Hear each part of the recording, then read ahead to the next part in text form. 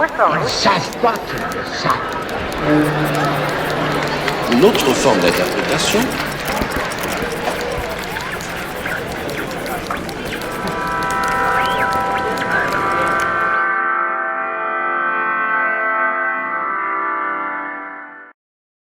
em análise de discurso, a palavra gesto ela é bastante utilizada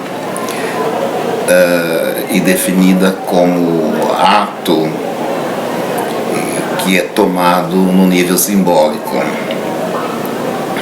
Isso quer dizer que qualquer ato que a gente faça, qualquer movimento corporal,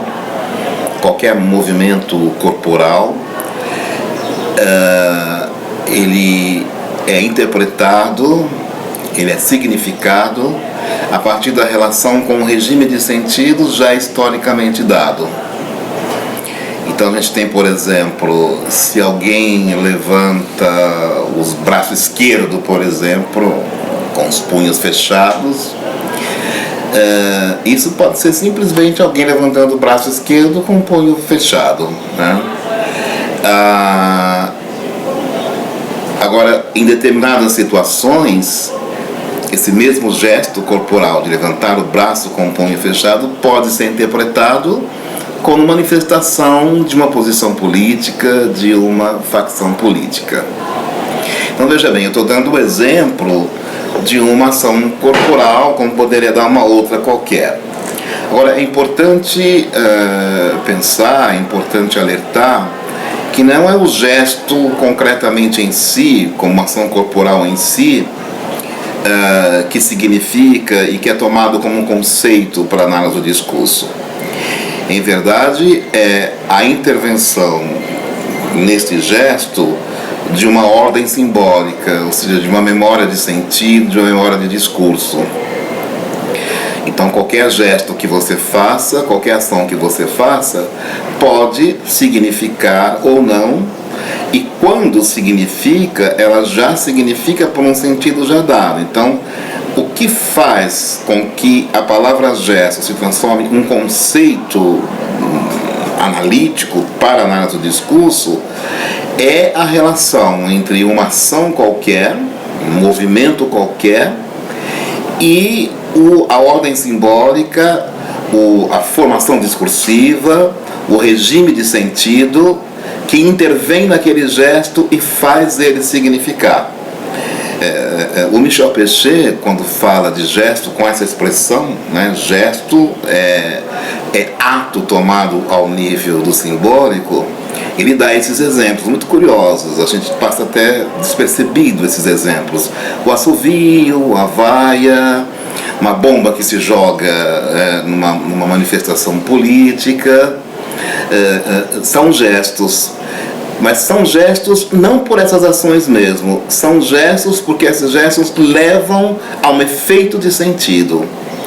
Se alguém assovia numa assembleia, numa manifestação pública, numa reunião, esse assovio pode significar, pode ser simplesmente um ruído, um assovio, ou pode ser alguma coisa que significa naquele movimento, naquele evento em que ele aparece, em que ele emerge.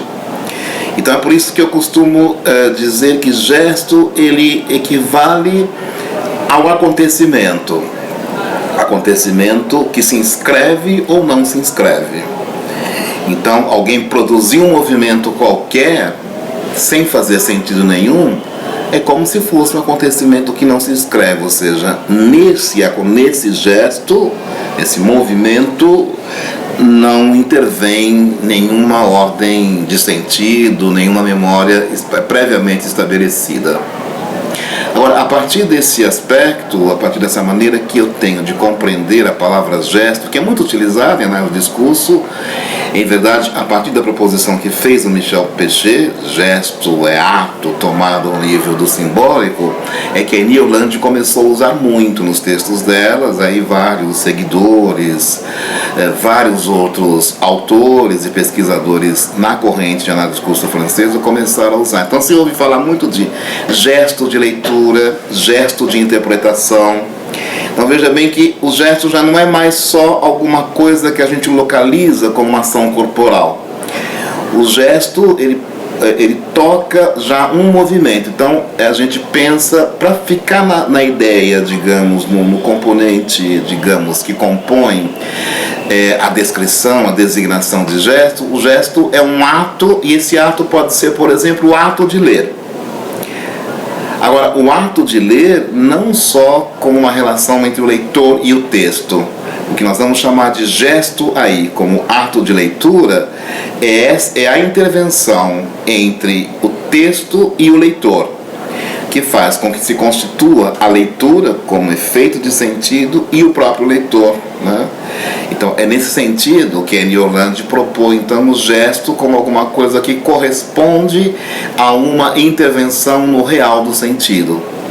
Então, em últimos termos, a palavra gesto vai designar gestos de interpretação, vai designar práticas discursivas, práticas de produção de discurso, que podem ser verbal ou não verbal. O gesto pode ser um gesto de pronunciar uma palavra, pode ser um gesto de um olhar, pode ser um gesto de um movimento corporal, e ele significa na medida que nele intervém uma maneira de significar, né? Uma memória de discurso, uma memória de sentido que associa aquele gesto, aquele modo de ler, aquele modo de agir a um referencial histórico de sentido.